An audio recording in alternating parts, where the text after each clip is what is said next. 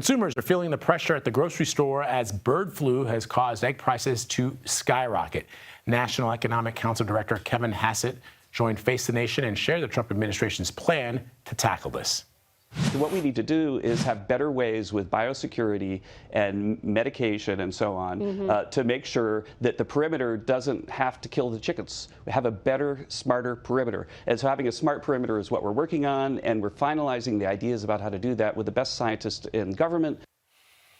All right, I want to bring in CBS News White House reporter Willie James Inman, who is joining me now from West Palm Beach, Florida. So, Willie James, let's talk about this bird flu and whether or not it's a priority for the White House vis-a-vis the cost of eggs now at the grocery store. What are they doing to try and bring down those prices? Because one of the things that President Trump campaigned on was the fact that he and he alone could bring down prices of everything in America on day one.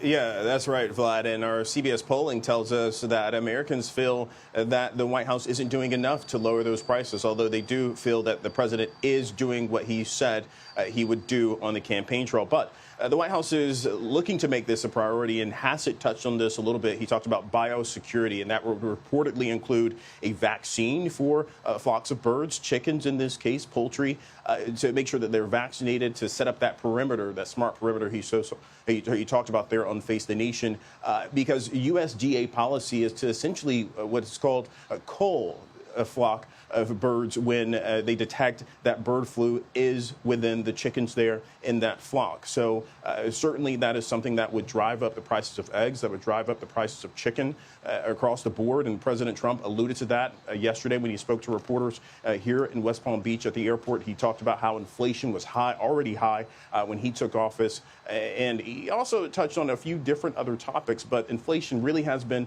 something that he has said that he would bring down, as you mentioned, on day one. So this looks to be a priority for the administration, but we'll have to wait and see whether or not the USDA changes its policy. So let me ask you about what's going on at the FAA today, Willie James, and that is part of Elon Musk's Doge team will visit the command center there. What is the White House and Doge's vision for the FAA moving forward?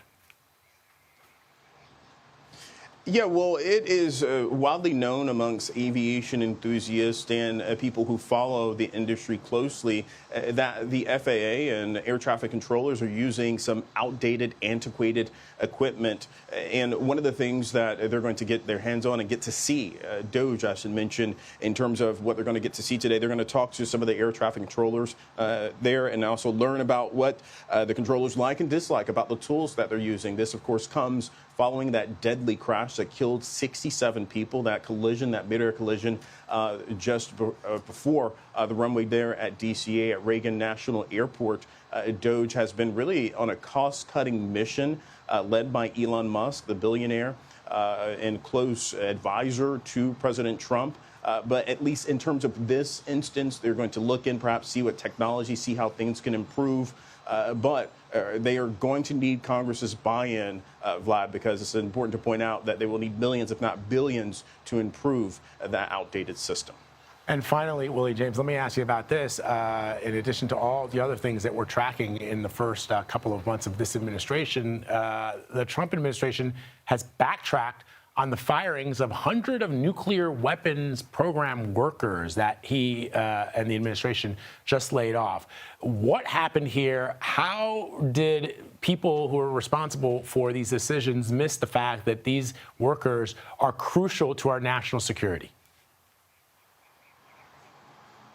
Yeah, part of the reason perhaps is because these firings were directed outside of the agency. We know, based on our own reporting from CBS News and the reporting from the Associated Press, that about 350 employees were let go from the National Nuclear Security Administration. As you mentioned, they oversee nuclear weapons, nuclear waste, and then that order was rescinded in a letter, only letting go all, not bringing back, I should say, working to bring back all of those employees, but a statement later went out saying that less than 50 employees were ultimately let go. So this is a backtrack so to speak. Elon Musk mentioned that mistakes perhaps could be made, and when he gave a remarks in the Oval Office with President Trump last week, and this certainly looks like one of those mistakes, or appears to be one of those mistakes that the administration made, because these workers are really key to not only making sure that our nuclear weapons run the way they should, but making sure that nuclear waste goes where it needs to go as well.